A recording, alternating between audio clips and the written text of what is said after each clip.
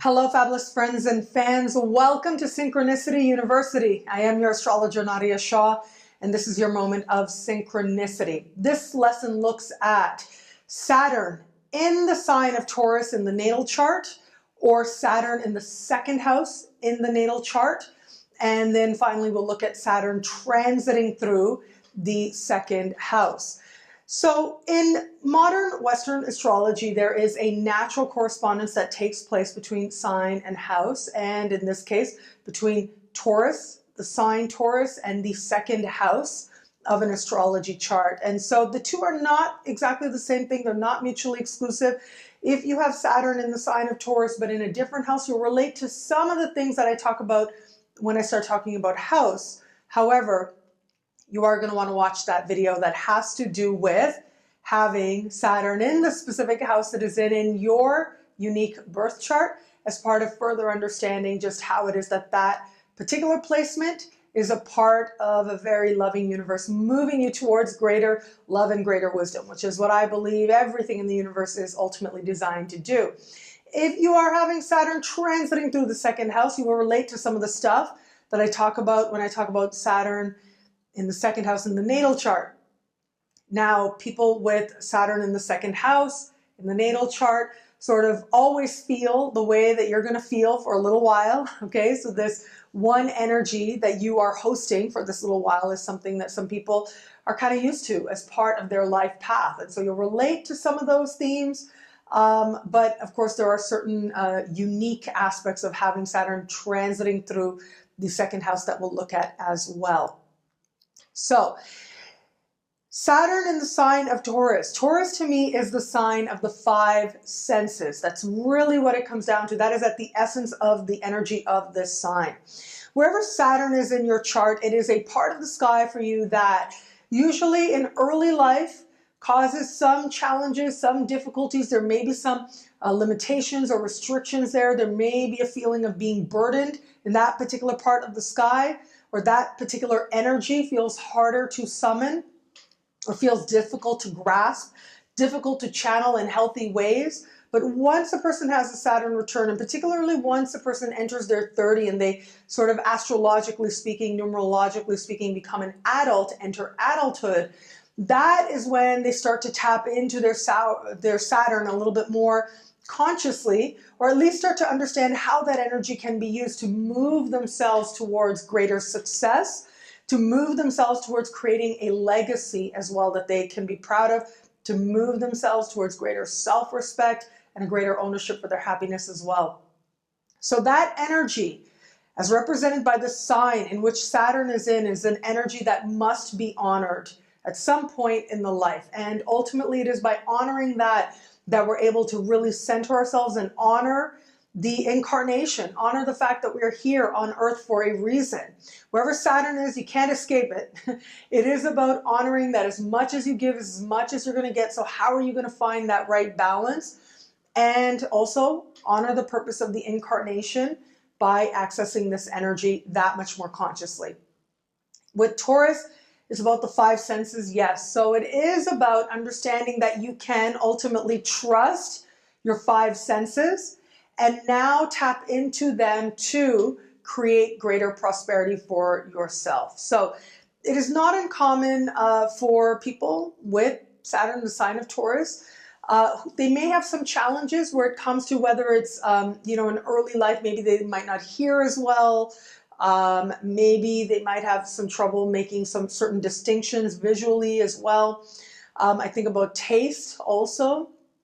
Maybe their taste is not as sharpened as well, as it also goes for things like, the five senses are hearing, sight, touch, smell, and taste. So these are the areas where there may feel like there's some sort of limitation in the early part of life.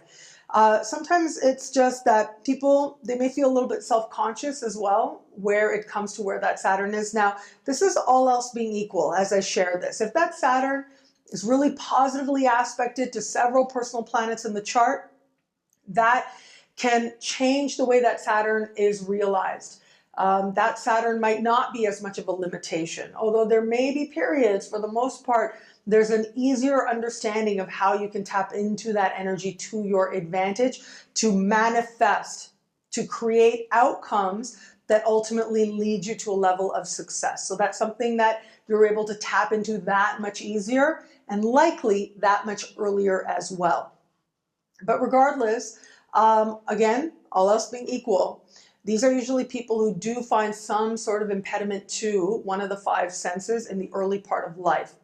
But as they grow and they more fully come to understand how it is that they are interacting with the world, how they are receiving stimulation, they're able to better understand their own unique pathway forward towards accomplishing something that they can be proud of, that matters to them. So these can be people who maybe in early life, for example, I'm just using this as an example, but maybe in early life, they're not making so much distinctions where it comes to what they're eating. Maybe they're not eating very healthily as well. And then they reach adulthood and they realize that actually, they have this ability to find the subtleties between different types of foods. Now it could be, connoisseurs of chocolate or wine or cheese or, the million things that people become connoisseurs of, different types of foods. But they sort of find a certain niche and they realize that they can use this to their advantage in some way. They can use this to their advantage to create greater practical success for themselves. Also, the voice tends to be something that maybe in early life they have some insecurity around. People with strong Taurian energy they can either be good singers or they find a lot of positive energy comes about, healing comes about. Sometimes it's personal, sometimes it's otherwise, but these are people who can find positive outcomes come about when they allow themselves to feel their voice. And one of the ways that we feel our voices is through singing. So these are people who, by taking on some sort of regular practice, can really help themselves to become that much stronger where it comes to singing as well. I think about how, there are different modalities of therapy. So these people would do well working with a singing therapist. Okay, so somebody who specializes in singing as part of helping people to uncover deeper emotions or deeper blocks that might be there to different facets of life. So these are people who may find value in tapping into some sort of process like that, where they can sort of access their voice as part of getting in touch with emotions and using the voice to release some of those emotions, emotional blocks or otherwise, that may get in the way of their fully owning their right to be happy, fully owning their sense of happiness and moving themselves in the direction that they desire. And the same can go with hearing as well. So these can be people who can be really good music critics or really able to identify like a hit song, right? They're able to sort of like tap into and say, yeah, that is something that has that extra something. And so stepping into that, fully owning that, maybe getting over their own, I think about how sometimes people, they start off as musicians, but it doesn't really feel right, or they don't have a measure of success, and then they go on to become executives or working within the music industry because they love the industry. And this is a process that somebody with Saturn in the sign of Taurus may take, in that they start off, yes, utilizing the senses, may not feel so right in early life, but then they understand slowly, they refine, and they start to utilize their senses to move their lives positively forward as well. With the sign of Taurus, so it has to do with the five senses, yes, but there's also an element there working that has to do with self-value. It's the sign that has to do with self-value. It has to do with placing value on what it is that you are giving to the world, and as a result, that being reflected in what it is that you are getting back. So that tends to be part of the learning as well. Placing a high value on yourself, being really clear, being really distinct, but also being really honest with yourself about just what is it that makes you actually say that, yes, I have a high level of value, or the energy I'm giving to the world has value as well. Is it something that's all in your head? Or is it something that you can tangibly prove, you can demonstrate, you can display, you have the credentials, you've earned it? These are going to be distinctions as part of the life path as well. Now, The other thing that I find interesting about Saturn in the sign of Taurus is that not only does it have to do with like a sense of self-value, but there's often a connection between the sign of Taurus and possessions.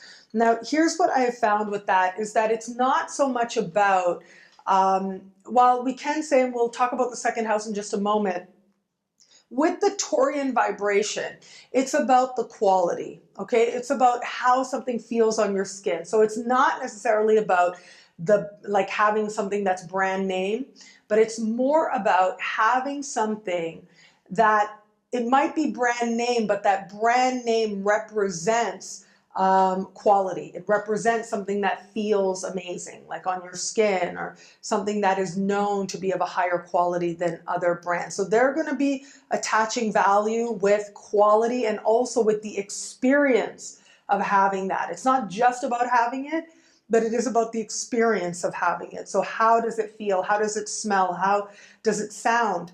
All of these are going to be part and parcel with the possessions that they choose.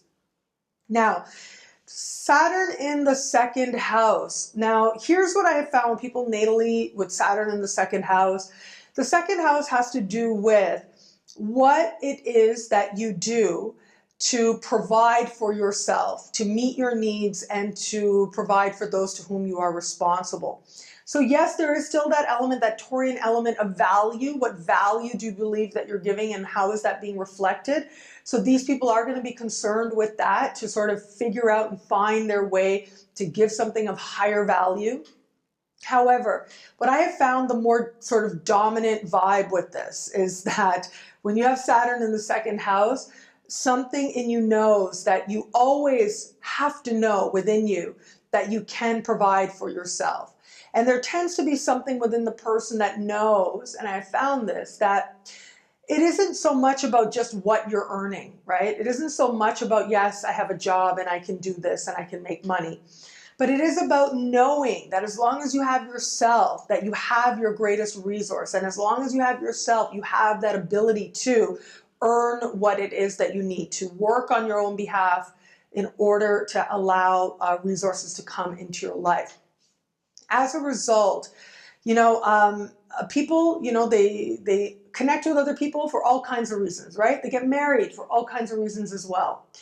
And the thing is, with Saturn in the second house, regardless of your motivations for getting married, regardless if you marry somebody with a lot of wealth, and we can look at the chart. We could say that, okay, depending on what's happening in the seventh house and the eighth house, you might get married to somebody or might attract somebody into your life who comes in with a lot of wealth, who comes in with a lot of money, and as a result, makes your life richer. Even if you have that placement there, okay? And let's say even if the synastry chart, right? You meet somebody and they're amazing, and you have this connection, you do the synastry, and your 8th house and 7th house is all lit up thanks to this person. Even with that playing out, if you have Saturn natally in the 2nd house, it's not going to work to just allow somebody else to pay all the bills. There's always going to be that feeling within that, no, I got to do something. I got to make sure that I can always bring in income, that I am always bringing in income. Whether it's to say, okay, I'm going to hold my own financially in this house as well, or whether it's just so that you know that you can provide for yourself, so that you're able to hold your own financially. These are not going to be people who, like, even, you may be going through a certain transit that's saying, just lay back, don't worry about work, let somebody else take care of you. And there might be symbols in the chart that say that's something that you want to do from time to time, like that's a drive that you have, that's a motivation that you have. But that Saturn, wherever Saturn is, that energy nags at you. You have to honor it, because ultimately that is how you're going to find structure and stability in your life. And you're going to find some sort of structure and stability within you. If you're ever feeling particularly chaotic, you don't really know where you stand, you don't really feel like yourself, go to your Saturn. Saturn will give you that structure you need. At the very least, Saturn will allow you to figure out the right way forward, the right way to try to calm any kind of chaotic energy. Saturn is the antidote to chaos. Saturn brings structure, brings stability, and brings a sense of, I think about structure as well, brings a sense of structure. So Saturn in the 2nd house is going to say, if you don't honor that, if you don't make sure that you know you can take care of yourself financially and you're doing your part to make sure that you're actually behaving in a way where you know you can provide for yourself, then something's going to nag away at you. Something's going to be feeling off. And it won't take long before, if you're not honoring your Saturn, other energies become more dominant, and other energies that may be more fluid, that might not necessarily be as stable, tend to be a little bit more dominant. Now, Saturn transiting through the second house is always really interesting. Now, this is what I found with Saturn transiting through the second house. Saturn usually transits through the house for about 3 years. Okay, it depends on what calculation method you're using as you are generating your chart, what calculation method you prefer, because there's a lot of different ways to calculate a chart. And so house sizes can vary depending on what system you're using as part of, especially part of Western astrology. But usually, okay, normally, all else being equal, it'll be a 3-year cycle. Okay, so just a little side note on that. Normally, if you're born like really way close to one of the poles, right, North Pole or South Pole, the further away you are from the equator, the more likely it is that those houses are going to be particularly not symmetrical, right? Like you'll have certain houses that will be really small. The further north you get, really small. Other houses will be really, really big. So if that's the case, every astrologer deals with it differently. Some astrologers like to use things like, if you're seeing a client, they're born, really up north, chances are you're going to use something like an equal house system or a whole sign system to sort of address that. But all else being equal, okay, normally 3 years, we say. It takes about 3 years for Saturn to move through a sort of normally sized house. And what I've found is that people usually sort of go on a little bit of a journey. And that's what Saturn does. It isn't that Saturn enters and then for 3 years it's a certain way. But rather you're taken on a slow process, a slow journey. I'm always going to be honest with you. So people see Saturn coming, they go, oh my God, what's going to happen? I'm scared. Look, here's the thing. With Saturn, Saturn ultimately wants to put you on stable ground from which you can build something that is truly secure and something that you can be really proud of, something that you can genuinely dedicate yourself to. If you are in the right profession, if you are in the right situation, if you are in a job where you feel valued, where you're doing something rewarding, where it does really resonate with you, it feels like a calling, chances are that what Saturn will do, Saturn will enter and will bring an increase of responsibility. Now, Saturn will always match you where you are. Saturn will give you in proportion to what you give. Saturn doesn't, bring big gains. But Saturn does bring rewards, but they're the rewards that you earn. Because with Saturn, it's not so much about what you attain, it's about who you become in the process. So you've got to pay those dues. So what normally happens is if you're in the right job, Saturn enters the second house and you get an increase of responsibility. So it might not be that you get another title. Depends what's happening in the 10th house as well, the 6th house as well. But having said that, all else being equal, usually it's just more responsibility, not always with more pay, not always with a better title, but that can come later. But one thing is for sure, you have to work harder for the money. And usually that means more work, more responsibility.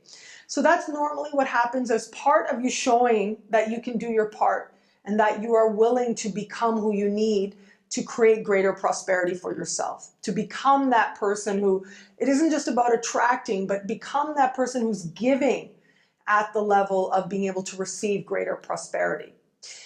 If you are in a job that you are not supposed to be, and even if you think you're supposed to be there, but normally this is Saturn. Like Saturn isn't a surprise. Saturn isn't Uranus that comes out of nowhere. Saturn you can feel in your bones. And if you know within you, some part deep within you knows that you are not in a healthy environment or the right environment for you or what it is that you're supposed to be doing or meant to be doing, then Saturn entering the second house usually brings a change, okay? It either, brings about changes in your environment where you feel like, I can't be here anymore, or you actually will like get laid off or something. It does happen, it can happen. But here's the thing. Wherever Saturn is, so are your most important lessons. And when Saturn is in the second house, the money you need is there. Now, you may not feel like there's enough money. It may not feel like the money you need is there. However, your willingness to work, your willingness to meet Saturn will ensure that you are able to meet your needs. Not always your wants, because part of the learning as Saturn moves to the second house is figuring out what's a need, figuring out what's a want, and being able to make that distinction. So Saturn moving to the second house or enters the second house, and there's a change to where you work, or your financial picture may go through an adjustment as well. And this is all part of restructuring your life and making it stronger. And so what tends to happen then is that you sort of go on a journey over the course of the coming 3 years, gathering more information, coming to a deeper understanding of just what it is that you're meant to do. Now, it depends where you start, right? If you start in a job that you hate and you know that's not what you're meant to be doing, and you lose that job, but you know what it is that you are meant to be doing, then this is the chance to break free from that and go do what it is that you really want to do and see how that works out for you, to dedicate yourself to that a little bit more, to demonstrate that you know your prosperity can come from here. But if you don't know, if you're not so clear, you think you know, and it's not it, the universe will make that really clear to you. The universe will let you know in no uncertain terms if you are pursuing a path that you are not supposed to be pursuing or not meant to be pursuing, or really isn't the right one for you as part of a higher, more manifestation, really. I think about how many times in life we as people, we sort of have this image in our mind of what we want to achieve, and we make it so big. We think that it's so grand and so great, and wow, could I actually do that? I don't know if I could even get there. It's just so big. But from the perspective of the universe, we're thinking really small. We're thinking really small in comparison to what the universe may have planned for us, or what it is even, you know, we say universe, it makes it out there. What it is on a deeper soul level, we know that we actually could be doing that would end up leading to a more rewarding path, a much more rewarding path. And so that big dream is actually dreaming really small in comparison to what something in us knows that we're actually meant to live and fulfill in this life. So if you are pursuing something, no matter how big you think it is, the universe will let you know if that's not the way for you, if that's not where you are supposed to go. You will be honest with yourself in this process. And slowly but surely you gather information, and by the end of it, you do find yourself on the path that you are supposed to be on. Now, I've seen this again and again. I've seen lots of different examples of this, okay? But this is sort of the slow journey that you're kind of taking on. I do want to also say that with Saturn, whether you have Saturn natally in the second house or Saturn transiting through the second house, there tends to be a certain pride that is taken in sort of whether it's symbols, knowing that you've sort of earned something, that you've earned it, that you've done it. There's a certain pride that comes from that, from knowing that it is your effort that has caused something good to come about.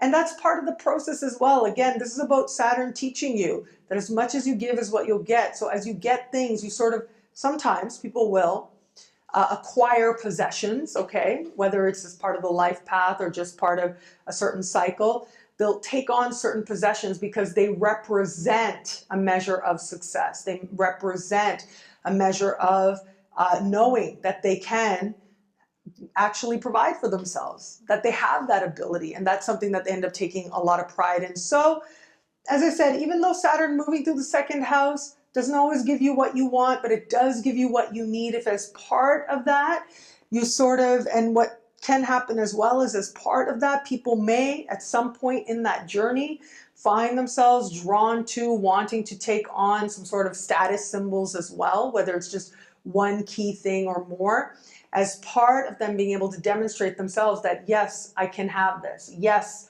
I did this. And I know it's an indulgence, might be with Saturn, right? But because of what it represents, it only ends up creating better and better, better and better energy. And it only ends up affirming, it becomes a reminder of the really valuable lessons that take place as Saturn moves through the second house. With Saturn, trust is a big factor. Do your best, surrender the rest is a big lesson with Saturn in the second house. And especially wherever Saturn is, that becomes a big lesson, especially where it comes to your finances during this cycle. Really important to remember to do your best and then just turn it over and trust that what you need will be provided. Well, thank you so much for watching. I love our interactions. Please do keep them coming. Facebook, Twitter, Google+, my website, nadiyashah.com, and the YouTube comments as well. Please like, comment, share, subscribe. Truly so grateful for this moment with you. Until we connect again, take care. Thank you for watching. This lesson is part of Synchronicity University. You can go online at synchronicityuniversity.com or click on your screen if you're on YouTube right now to access even more video lessons, to access horoscopes, interviews with some of the most amazing astrologers in the world, and so much more.